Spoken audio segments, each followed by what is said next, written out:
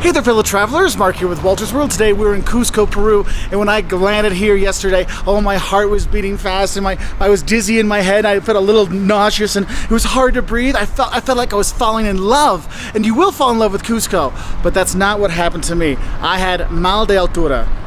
Altitude sickness. It's actually something that if you're going to be coming here to Cuzco, or you're going to hike the Machu Picchu or other places of Peru, it is an issue you're going to deal with, because here in Cuzco we're over 3,000 meters up high, okay, 10,000 feet, and the air is thinner here, and you do have a hard time breathing, and there are issues out there, and it can be very dangerous. So I want to go through this video is talk about what you need to know about altitude sickness, what you can do about it before you go and while you're abroad, so you can be a little bit safer when you do travel, because honestly, altitude sickness is a very dangerous, very scary thing that happens to people when they do travel. And the thing is, it does not affect everyone. I had a little bit of dizziness, but I was okay. Jocelyn had to spend the whole day yesterday in bed. She actually had to get oxygen from her hotel because she was so sick with the nausea and the dizziness and stuff like that. So you really got to take it seriously, especially if someone in your group is having any problems. Don't overdo it, okay? Now, so what are some things you can do? First thing starts before you're going to come. If you're going to go to places and they mention, hey, we're going to be at high altitudes, make sure you go talk to your doctor and see if they have medicine for altitude sickness, like a Dramamine or something like that. And the thing is, some of the medicines you'll take before you go to the high altitudes and take it while you're at the high altitudes to kind of keep you okay. For example, my parents, they're a little bit older, and so they went to their doctor beforehand. Their doctor subscribed stuff for them. They've had absolutely no problems at all, okay? And the thing is, with this altitude sickness, it can hit you a little or a lot or not at all. When I came here the first time to Peru, I had absolutely no problem with the altitude sickness. But this time, I had a little bit. My wife, she's been knocked out. My kids, they're okay. So it doesn't matter. There's no one, it's fat or skinny or young or old. It can really hit everybody, so do be careful. So talk to your doctor.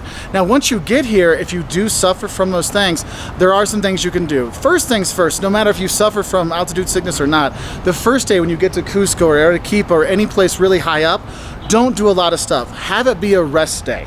Okay, literally just go to your hotel room and just relax for an hour or two to get yourself a little more acclimated to it, or take the whole day just to relax. Don't sign up for tours and stuff like that for your very first day, because honestly, it is harder to breathe at these higher altitudes. You do feel tired faster, and you can get sick, so you want to be careful. And it is a serious thing. When you get out of the airport in Cuzco, when you're coming off the gangway, coming off the airplanes, there's posters about altitude sickness and how you got to be careful.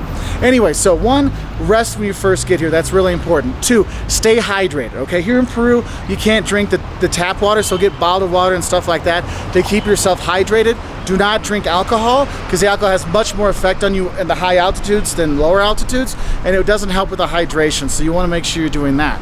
Also, you can go to the pharmacies here, the pharmacies here, and what you want to ask them, tell them is you have mal de altura, or altitude sickness, mal de altura, and they'll have pills for either dizziness in your stomach or for the headaches and things like that. Also, some of the hotels will have tanks of oxygen. If you ask them, excuse me, do you have oxygen? Do you have oxygen? And they'll gladly get it for you, and they'll have like a little thing they rip out, and they put a new tube on there, and it goes in your nose, and it really does help. I know Jocelyn yesterday, we asked, they gave it to her literally within 2 minutes, she was fine. And it really makes a difference, so make sure you do ask at your hotel. If your hotel doesn't have it, they'll know someone that does. Also, if it gets really bad, you might end up in the hospital to get that oxygen, so don't be scared to ask for it, because it can make a really big difference, because this is a very dangerous thing that happens to some tourists when they come. Especially if you're going to be here in Cuzco and you're going to be hiking the Inca Trail, you want to acclimate yourself to those heights before you start doing anything really strenuous, like hiking the Inca Trail and stuff like that. Now, another thing is, if your altitude sickness is really bad and it's not getting better after a day or two, maybe what you want to do is you want to go to lower elevations. Going down 500 meters or 1,000 meters really can make a big difference to help you breathe better. So you do want to check out on those things, because it can be very dangerous. Now, one of the things they actually do here in Peru that helps with the altitude sickness is they have Coca tea, or you chew Coca leaves. If you're not sure what Coca leaves are, Coca is what they make cocaine out of.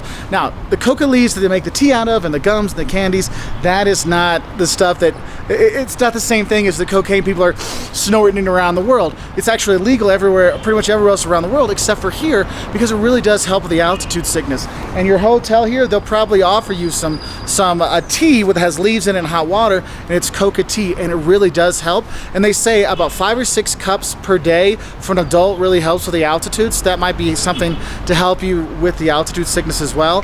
The Coca leaves, you got to be careful with kids, so I'd ask your doctor or a doctor here what they think should be do with kids. But for adults, they say 5 or 6 cups. It is a stimulant, okay? So one of the things that happens is if you have it at night before bed, you probably won't be resting. So remember I said rest when you get here. Well, you won't be sleeping when you're resting. You'll be drinking your Coca tea and just kind of relaxing. There is that. But those Coca leaves, okay, they might be, you might chew on them. You might have it in a tea, or there's some gums and candies they have as well that can help out. Anyway, I hope this does help you. This is really important. If you're going to be going to Machu Picchu and Cuzco and high elevations, you really need to be careful of altitude sickness. Also, another thing is when you're at these high altitudes, the sun is extra strong with UV rays, so you want to be careful. Even if it's winter and it's not hot and it's cloudy, you can get a bad sunburn. I mean, I've got some here, you can see some peeling going on, and I've been wearing a hat and sunblock, so you want to be careful with that.